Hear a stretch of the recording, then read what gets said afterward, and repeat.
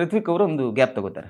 ಇಲ್ಲ ನಾನು ಸೀರಿಯಲ್‌ಗಿಂತ ಸಿನಿಮಾ ಮಾಡಬೇಕು ಅನ್ನೋ ಥರದಲ್ಲಿ ಗ್ಯಾಪ್ ತಗೊಂಡು ಸೀರಿಯಲ್ ಯಾವುದು ಒಪ್ಕೋತಾ ಇರಲ್ಲ.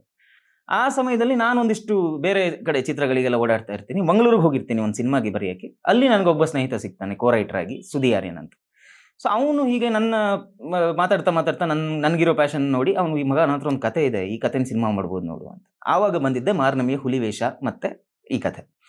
ಸೊ ಈ ಹುಲಿ ವೇಷದ ಕತೆಗೆ ತಗೊಂಬಂದು ನಾನು ಇಲ್ಲಿ ಇವ್ರಿಗೆ ಋತ್ವಿಕ್ ಅವ್ರಿಗೆ ಹೇಳ್ತೀನಿ. ಈ ಥರದ್ದು ಒಂದು ಕಥೆ ಇದೆ. ನನಗೀಗ ಹೊಸಬನಾಗಿ ಇಂಡಸ್ಟ್ರಿಯಲ್ಲಿ ಮತ್ತೆ ಯಾರು ಪರಿಚಯ ಇಲ್ಲ. ಇರೋದು ಋತ್ವಿಕ್ ಅವರು ಆಕ್ಟರ್ ಆಗಿ. ನನಗೆ ಅವರೇ ಸ್ಟಾರ್ ಅವಾಗ. ಸೊ ನಾನು ಅವ್ರ ಹತ್ರ ಬಂದು ನನಗೇನಾದ್ರು ಸಿಕ್ತರೆ ನಾನು ಇಮಿಡಿಯೇಟ್ ಆಕ್ಸೆಸ್ ಇರೋದೇ ನಂಗೆ ಅವ್ರ ಹತ್ರ. ಸೊ ಇಮಿಡಿಯೇಟ್ ನಾನು ಬಂದು ಅವ್ರ ಹತ್ರನೇ ಹೇಳ್ತೀನಿ, ಸರ್ ಈ ಥರ ಒಂದು ಕತೆ ಇದೆ ಮಾಡೋಣ ಅಂತ.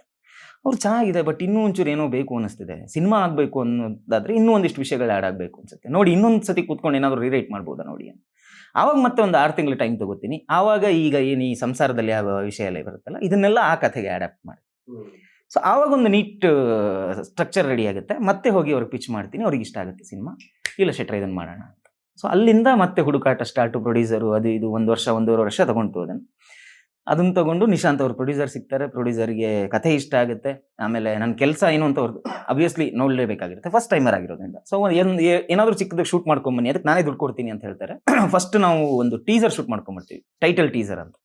ಆ ಟೈಟಲ್ ಟೀಸರ್ ಇವಾಗ ಟೈಟಲ್ ಟೀಸರ್ ಅಂತ ಬಂದಿದೆಯಲ್ಲ, ಅದನ್ನು ಶೂಟ್ ಮಾಡ್ಕೊಂಡು ಅದನ್ನು ನೋಡಿ ಅವ್ರಿಗೆ ತುಂಬ ಇಂಪ್ರೆಸ್ ಆಗಿ ಇಲ್ಲ ಇಮಿಡಿಯೇಟ್ ಸಿನಿಮಾ ಸ್ಟಾರ್ಟ್ ಮಾಡಿ ಅಂತ ಗ್ರೀನ್ ಸಿಗ್ನಲ್ ಕೊಡ್ತಾರೆ. ಸ್ಟಾರ್ಟ್ ಆಗುತ್ತೆ.